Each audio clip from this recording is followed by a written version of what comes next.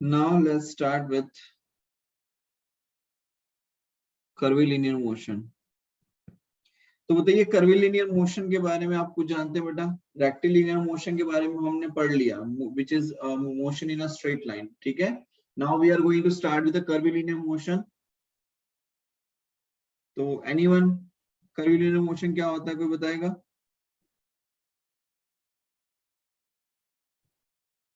Curvilinear motion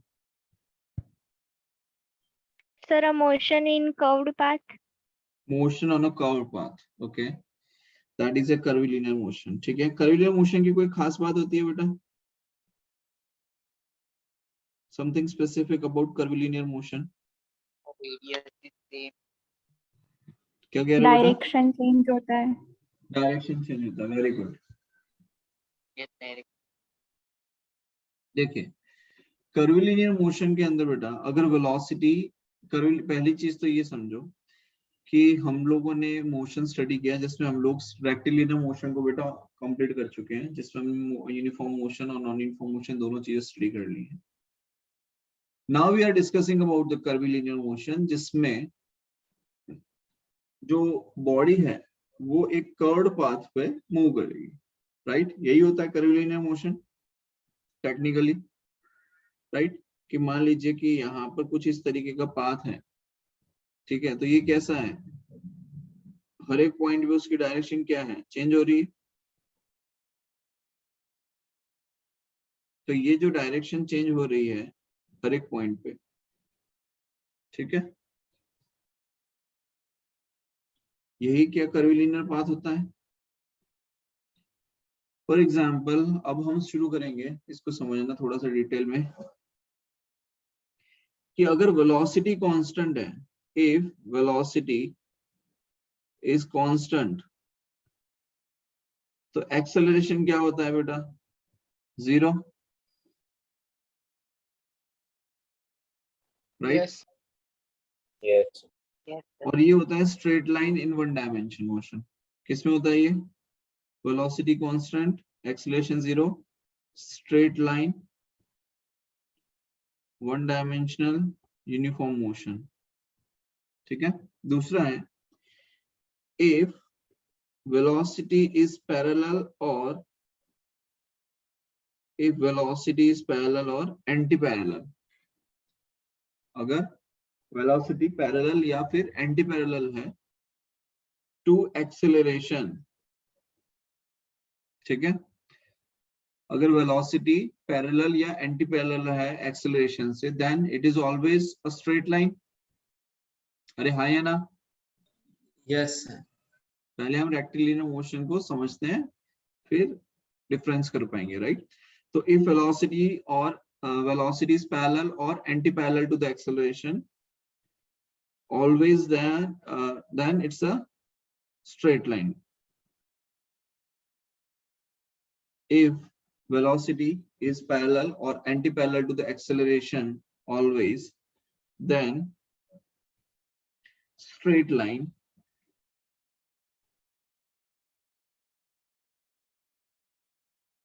मतलब कि ये वन डायमेंशनल हो जाएगा। बोलो हाँ या ना? ठीक है। Yes, sir. If Yes, sir. acceleration is parallel or if acceleration is parallel or anti-parallel to velocity, then acceleration is tangential.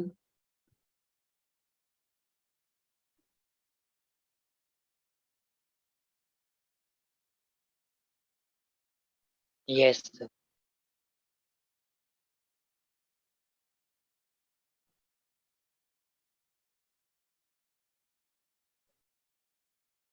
समझो, अगर वेलोसिटी की डायरेक्शन ये है, ठीक है, और एक्सेलरेशन की भी यही डायरेक्शन है, ठीक है, तो ये पैरेलल हो गया। अगर एक्सेलरेशन की डायरेक्शन ऑपोजिट है तो ये वेलोसिटी से एंटी पैरेलल हो गया, राइट? अब एक चीज समझो कि मान लो अगर कोई पार्टिकल मूव कर रहा है, इस पॉइंट पे इसकी वेलोसिटी ये है, तो उस पॉइंट पे एक्सेलरेशन भी वही होगा। तो ये जो एक्सेलरेशन हमें मिलता है, ये कौन सा एक्सेलरेशन होता है? जो कि टेंजेंट बन रहा है। भाई हर पॉइंट पे आपने देखा है, जैसे कि सर्कुलर मोशन की अगर हम बात करते हैं फॉर एग्जांपल, तो सर्कुलर मोशन में ये देखो हर पॉइंट पे ये वेलोसिटी और एक्सेलरेशन, ठीक है। तो ये जो टेंजेंट बना रहा है, तो क्या ये टेंजेंशियल एक्सेलरेशन होता है? क्या ये Yes, टेंजेंशियल एक्सेलरेशन होता है? ये सुनो, Yes, sir. Yes, sir. ठीक है।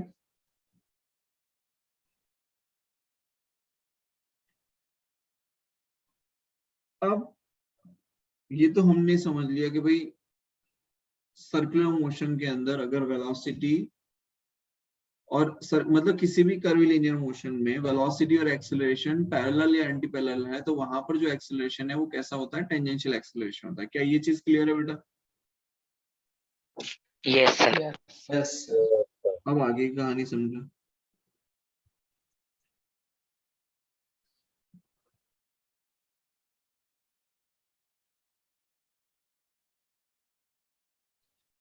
फॉर कर्वीलिनियर मोशन, बेटा ये साथ में लिखते रहते हो कि नहीं लिखते साथ साथ में? ये नोट्स साथ में बना लिया करो। हाँ Sir, फिर साथ में ठीक लिखते हैं। है, ओके। अब लिखो, for curvilinear motion, for curvilinear motion, particle moves on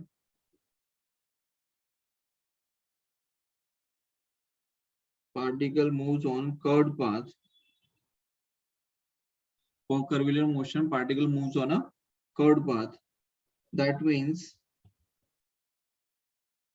direction of velocity continuously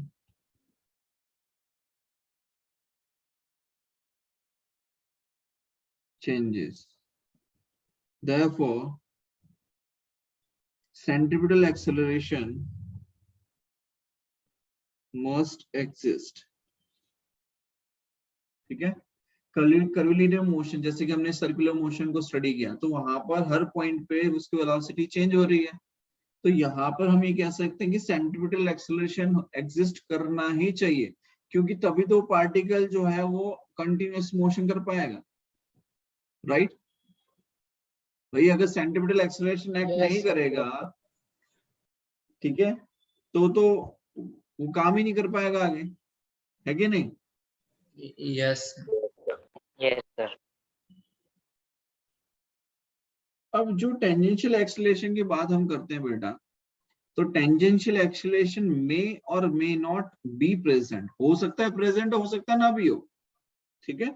but curvilinear motion में सेंट्रीपिटल एक्सेलरेशन हमेशा होगा, ठीक है। तो we can say tangential acceleration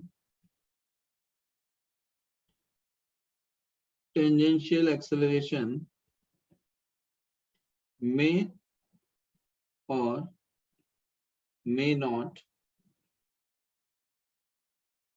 be present or may not exist, ठीक है।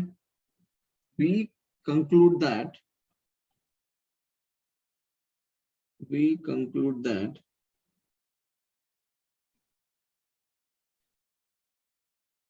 curvilinear motion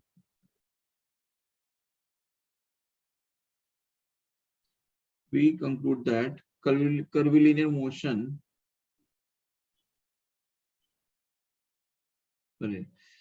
sorry, just a minute.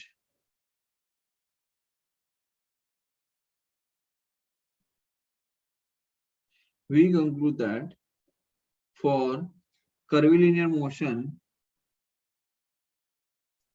acceleration must exist such that acceleration is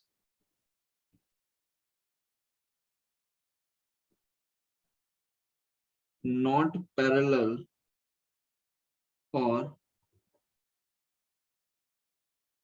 anti-parallel to velocity throughout the motion.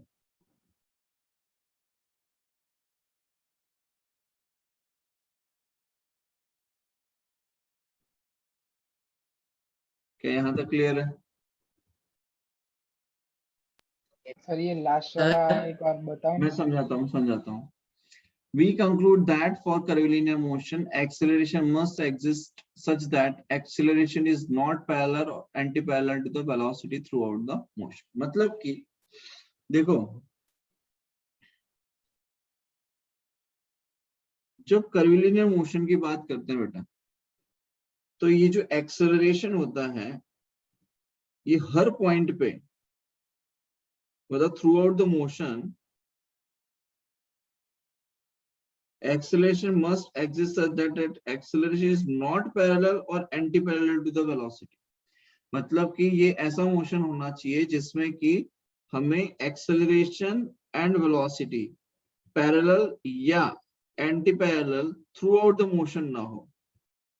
किसी particular point पे हो सकता है, किसी particular point पे हो सकता है, इट इज पॉसिबल, लेकिन पूरे through out the motion her point पे पैरेलल और एंटी पैरेलल हो, ऐसा होना पॉसिबल नहीं है और ऐसा होना नहीं चाहिए कर्वीलिनियर मोशन के लिए। समझ में आ रही है बात? सर बार बार चेंज करना चाहिए क्योंकि वो सर्कुलर मतलब घूम रहा है इसलिए। क्योंकि सर्कुलर मोशन तो टूवर्ड्स द सेंटर एक्ट कर रहा होगा, राइट? Yes sir. तो थ्रू आउट द मोशन वो पैरेलल और एंटी पैरेलल तो हो ही नहीं सकता है। हाँ, किसी पर्टिकुलर पॉइंट पे अगर आप निकालोगे तो वहां पर डेफिनेटली वो पॉसिबल है कि पैरेलल या एंटी पैरेलल हो सकता है, लेकिन थ्रू आउट द मोशन नहीं होना चाहिए। बोलो, क्लियर है? यस सर क्लियर है। मतलब पूरा मोशन करता रहे, पता चले कि एक्सेलरेशन वेलोसिटी दोनों पैरेलल या एंटी पैरेलल कंडीशन में है, तो फिर तो बेटा वो कर्वीलिनियर मोशन बनेगा ही नहीं आपका। हाँ सर स्ट्रेट लाइन हो जाएगा। ठीक है, समझ में आ गया? Yes sir. Yes. Yes, sir. अब आगे देखो। Yes, sir.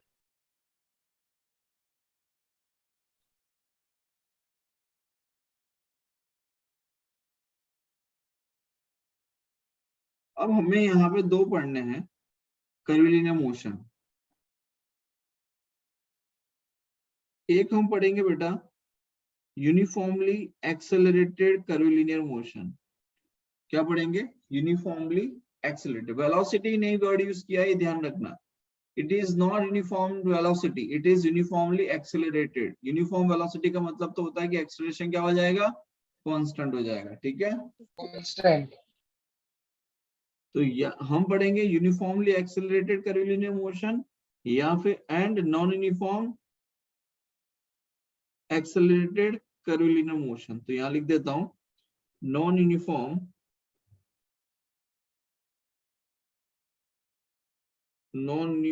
Accelerated curvilinear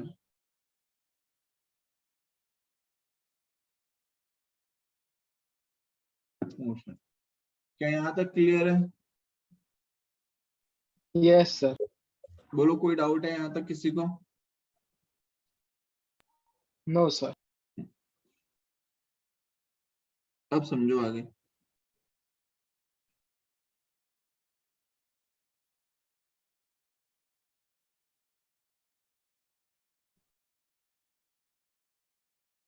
start करते हैं सबसे पहले यूनिफॉर्मली एक्सेलरेटेड कर्वीलिनियर मोशन।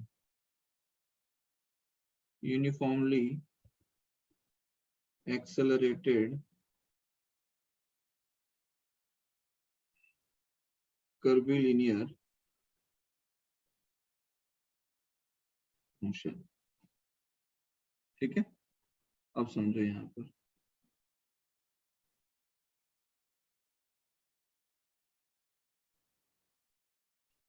ये कर्वीलिनियर पाथ है बेटा, मान लो। ठीक है, और किसी T time t equals to 0 पर पार्टिकल के पास सर्टेन वेलोसिटी है, वो वेलोसिटी है u।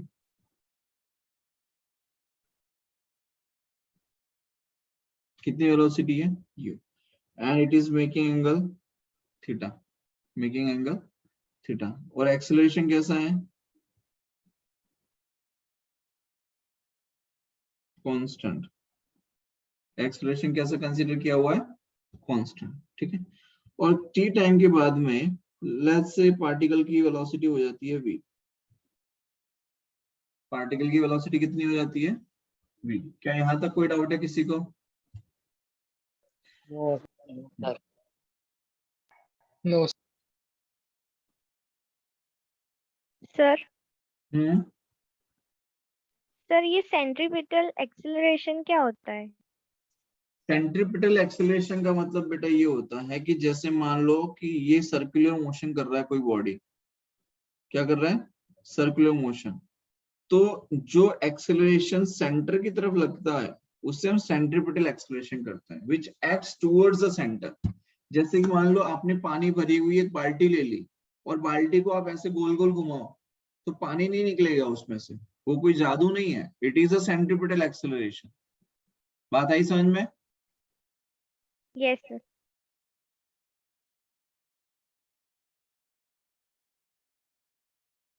चलिए अब आगे देखिए। तो यहाँ पर हम ये कह सकते हैं कि path of motion of particle, ये क्या है, path of motion of particle, और यू कैन से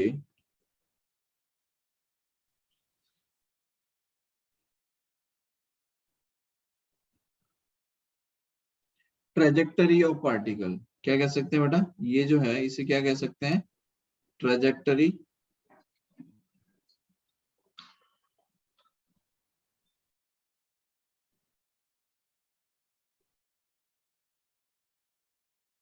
ठीक है।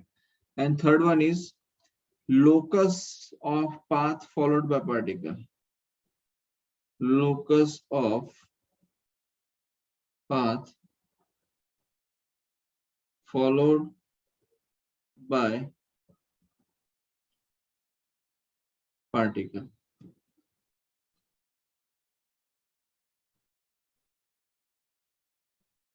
ठीक है, अब समझो। अगर बेटा मैं ये कह रहा हूं कि किसी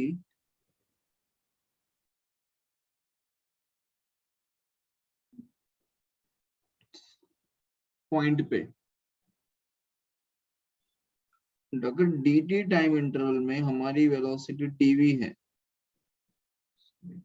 dt टाइम इंटरवल में वेलोसिटी कितनी है, dv, तो मैं लिख सकता हूं कि पूरे पाथ का अगर आपको फाइंड करना है, हम we are actually finding an equation, ठीक है। इक्वेशन आप पहले से जानते हैं, बट इक्वेशन को हम यहाँ पर कैसे फिर से डिराइव कर रहे हैं वो देखना है थोड़ा सा, ठीक है। तो integration of dv from initial velocity u is, sorry, just a minute, we can write that integration of dv is equals to integration of a dt, ठीक है। अब यहाँ पर जो एक्सेलरेशन है ये कैसा है, यूनिफॉर्म है, कांस्टेंट है, तो एक्सेलरेशन को बाहर ले लेंगे बेटा, और dt। अब t इक्वल्स टू 0 टाइम पर पार्टिकल की वेलोसिटी कितनी है, तो u है, और t इक्वल्स टू टाइम पे पार्टिकल की वेलोसिटी कितनी है, तो v है। तो यहाँ पर हम लिखेंगे dv का इंटीग्रेशन बेटा क्या होता है, v होता है, ये सब पढ़ चुके हैं हम पहले। इनिशियल वेलोसिटी u है, फाइनल वेलोसिटी v है, एक्सेलरेशन a है, और dt आपका t हो जाएगा, और 0 से t टाइम के लिए। तो ये क्या हो जाता है, तो ये हो जाएगा vector v minus vector u is equals to vector a into time t। क्या यहाँ तक क्लियर है? यस अब यहाँ पर Yes, जो sir. नई चीज आपको देखने को मिल रही है वो ये है कि now we are using vector sign with it. अब हम क्या कर रहे हैं बेटा, वेक्टर साइन यूज कर रहे हैं, समझ में आ रहा है? तो हम क्या Yes, लिखेंगे, vector v Yes. Is equals to vector u direction क्या आता है इसलिए? Plus vector a into T. Sir direction consider किया इसलिए। यस, डायरेक्शन कंसिडर की है इसीलिए, ठीक है। और अगर मुझे इसका मैग्नीट्यूड निकालना है, जो वेलोसिटी v है बेटा, अगर मुझे उसका मैग्नीट्यूड निकालना है तो मैग्नीट्यूड निकालने के लिए क्या करेंगे, तो देखिए, to find the magnitude we can write v is equals to, अब ये वेक्टर सम है, vector u plus vector a into t, ठीक है। तो क्या करेंगे, देखो अगर हमारे पास में ऐसा रिजल्टेंट था vector r is equals to vector a plus b, ठीक है, तो हम क्या लिखते थे, r is equals to square root of a square plus b square plus 2ab cos theta, क्या ऐसा लिखते थे बेटा। Yes, sir. Yes sir. तो मैं यहाँ पे लिखूं तो क्या लिख सकता हूँ, v is equals to under root of u का स्क्वायर लिख सकता हूँ बेटा, plus a square t square plus 2 times of u into at cos theta, क्या लिख सकता हूँ ऐसे। यस। बोलो इसमें किसी को कोई डाउट है तो बताओ, नो सर, नो डाउट। ठीक है। अब समझिए, अब यहाँ पर हम देख सकते हैं कि we are finding basically angle between this two, हम क्या फाइंड कर रहे हैं बेटा, एंगल फाइंड कर रहे हैं, क्या फाइंड कर रहे हैं, एंगल।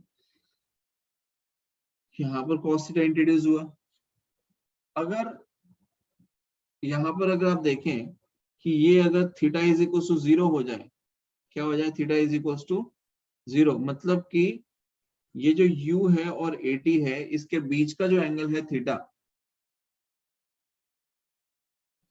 ठीक है।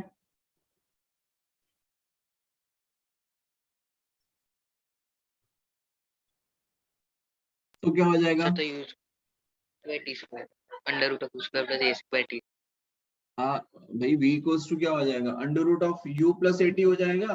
u प्लस एटी हो जाएगा sir. Yes, sir. v equals, भाई अगर आप थीटा इक्वल्स 0 रखोगे तो क्या आ जाएगा, v इक्वल्स u प्लस 80, और थीटा इज इक्वल्स 180 Yes. रखोगे Yes, तो क्या आ sir. जाएगा, v is equals to u minus 80। तो क्या ये पहले जैसा बन गया जो हमने वन डायमेंशन के लिए पढ़ा था, क्या कुछ ऐसा हो गया ये, yes Yes. Sir. Yes. Clear है, अरे हाँ या ना।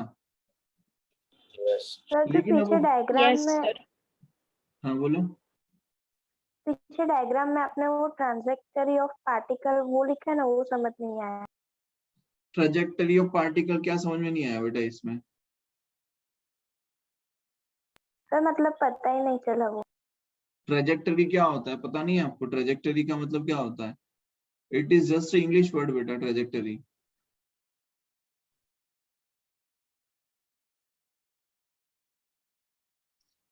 जैसे कि मैंने यहां से फायर किया, तो ये बुलेट ये पाथ फॉलो करेगा तो इसे ट्रेजेक्टरी कहते हैं, ओके सर। ठीक है।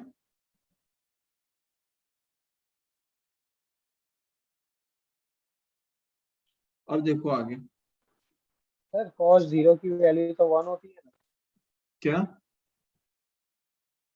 cos 0 की वैल्यू तो 1 होती है ना सर। हाँ 1 होती है ना। हाँ सर, पता चल गया। अब आगे देखो, ये वेलोसिटी v है, और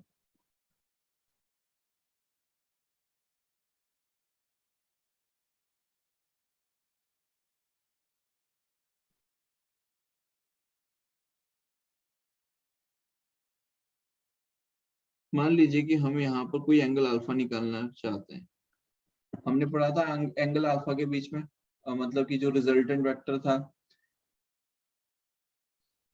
याद है एंगल अल्फा निकालते थे बेटा। Yes, sir. Yes, sir. तो मान लो अगर आपको एंगल अल्फा निकालना है तो क्या लिखेंगे, tan alpha is equals to b sin theta upon a plus b cos theta, क्या यही है हमारे पास में। Yes sir. तो b Yes. sin थीटा मतलब b की वैल्यू कितनी है, b की वैल्यू कितनी है हमारे पास में बेटा, ए square plus A square T square. अरे b की वैल्यू बेटा, कहाँ a स्क्वायर b स्क्वायर बेटा, b की 80 वैल्यू हमारे पास 80 है ना। 80 है सर। अगर v इज इक्वल्स टू हम लिख रहे हैं u प्लस 80, अगर आप इसे कंपेयर कर रहे हैं r is equals to a plus b के साथ में, तो b किसको रिप्रेजेंट करेगा, 80 को। यस तो यहाँ Yes. लिखेंगे 80 sine theta upon a plus b cos theta. तो a की वैल्यू कितनी है, तो a की वैल्यू है बेटा u, और b कितना है आपका 80 कॉस थीटा। तो ये कितना आ जाएगा, tan अल्फा। तो अल्फा इज इक्वल्स टू क्या आ जाएगा, tan inverse of 80 sine theta by u plus 80 cos theta.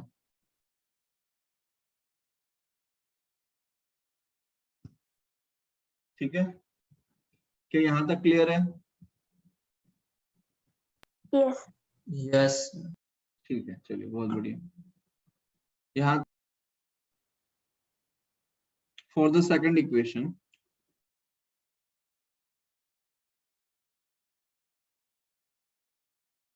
ये आपका इनिशियल पॉइंट है जहां पर हमने वेलोसिटी u मिली है और t टाइम पर पार्टिकल हैज वेलोसिटी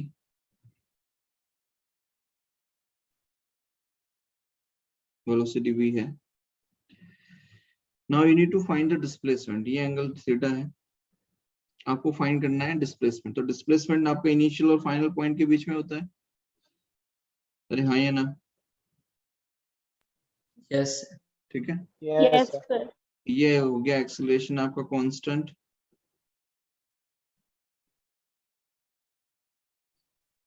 तो हमारे पास में एक रिलेशन है that v is equals to u plus 80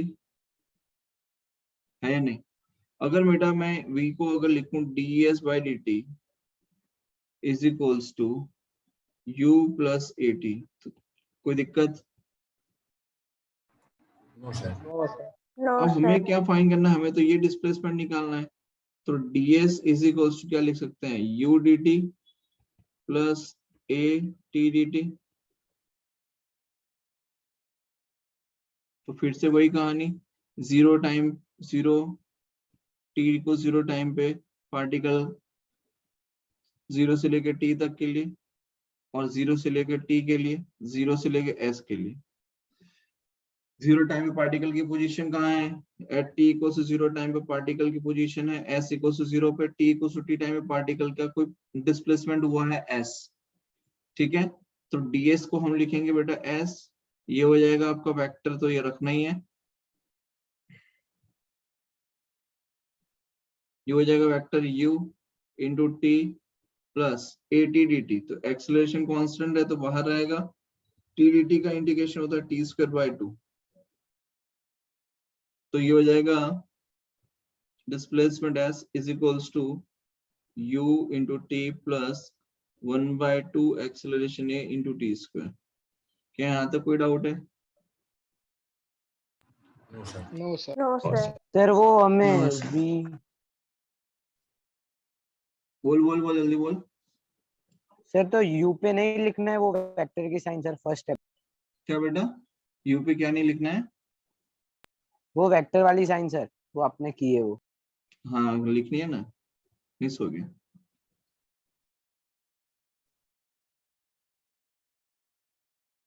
ठीक है, हाँ सर। अब देखो हम तीसरी इक्वेशन निकालेंगे। अब हमारे पास में दो इक्वेशंस हैं बेटा, तो तीसरा रिलेशन है v a और s के बीच में निकालना। हमें इक्वेशंस पता है पहले से सारी। dv by dt हमारे पास है already, we know that it is acceleration a। ठीक है, तो मैं यहाँ पे क्या कर रहा हूँ कि dv is equals to, sorry ये dv by dt, इसको बेटा मैं ds से मल्टीप्लाई कर रहा हूँ और इसे मैं ds से मल्टीप्लाई कर रहा हूँ। ठीक है, तो ds by dt हो जाएगा आपका वेलोसिटी v, ये हो जाएगा dv is equals to a dot ds। ठीक है बेटा, तो ये जो v डॉट dv है, अब आप देखो इन दोनों के बीच में क्या होगा, डॉट प्रोडक्ट होगा। अब आप समझो कि Yes, sir. वेलोसिटी v की डायरेक्शन ये है और dv की डायरेक्शन भी यही होगी, अरे हाँ या ना?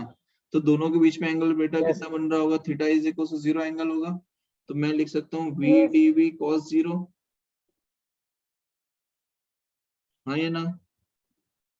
Yes. और ये acceleration as it is vector a dot ds, तो v dv क्या हो जाएगा, v dv का v dv हो जाएगा, ठीक है, और ये हो जाएगा वेक्टर a डॉट ds। अब आप देख सकते हो ये जो v dv है ये स्केलर बन गया और ये अभी भी वेक्टर ही है, ठीक है। अब हम क्या करेंगे कि पार्टिकल जब इनिशियल पोजीशन पे था उस टाइम पे पार्टिकल के पास वेलोसिटी u थी, और पार्टिकल जब एस पोजीशन पे है तो पार्टिकल की वेलोसिटी v है, ठीक है। अब ये जो v dv है तो इसका इंटीग्रेशन होता है v स्क्वायर बाय 2, लिमिट है u से लेके v तक, एक्सेलरेशन बेटा कांस्टेंट है, और ds का इंटीग्रेशन जब आप करेंगे तो ये s मिल जाएगा, लिमिट 0 से लेकर s तक है, तो ये हो जाएगा v square by 2 minus u square by 2 is equals to vector a dot vector s, ठीक है। तो ये हो जाएगा v square minus u square is equals to 2 times of vector a dot vector s, तो v square is equals to हो जाएगा u square plus 2 times of vector a dot s। क्या यहाँ तक क्लियर है? Yes. सर हाँ Yes. Sir जो वहाँ पे आपने cos 0 लिया उसके बाद वो यानी सिर्फ मैग्नीट्यूड क्यों लिया, बेटा स्केलर क्योंकि कैसे हो ये गया तो वो? स्केलर प्रोडक्ट हो गया ना भाई। अगर हम हाँ, लिखते थे बेटा वेक्टर a डॉट b तो हम क्या लिखते थे, a b cos थीटा लिखते थे। अब यहाँ पे cos थीटा हमारा पता है 0 है, तो cos 0 की वैल्यू क्या हो जाएगी 1, तो सीधा a b हम तो मैग्नीट्यूड लिखेंगे ना, फिर थोड़ी वेक्टर लिखेंगे, यस क्योंकि हमने डॉट प्रोडक्ट कर दिया, उसका ओपन कर दिया उसको। आया समझ में? Yes sir. बोलो यहाँ तक कोई डाउट है?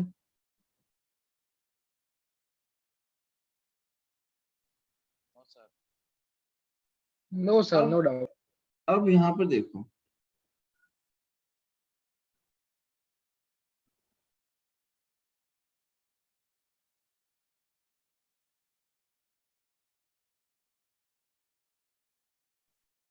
ये x है, ये y है, ये i कैप है, ये j कैप है, ठीक है।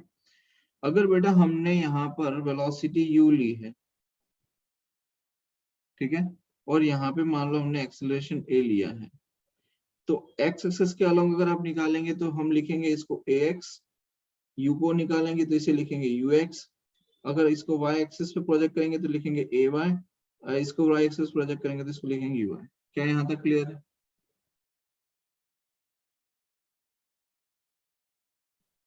क्लियर है बेटा? यस ठीक है, तो ये हम प्रोजेक्शंस करेंगे, और you can say we will find a components of the vectors, और ये हम करेंगे 2 डायमेंशन में।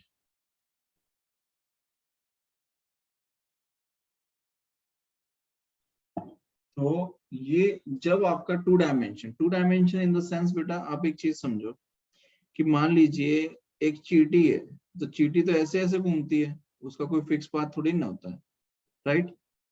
तो ये तो एक्स और वाई प्लेन के अंदर घूम रही है वो। एरोप्लेन आपका एक्स वाई जेड तीनों प्लेन का यूज करता है। आपकी जो पतंग है, पतंग उड़ाते हो ना आप, तो एक्स एक्सिस पे भी जाती है, वाई पे भी जाती है, जेड पे भी जाती है, तीनों एक्सिस पे घूमती है वो तो। यस और नो?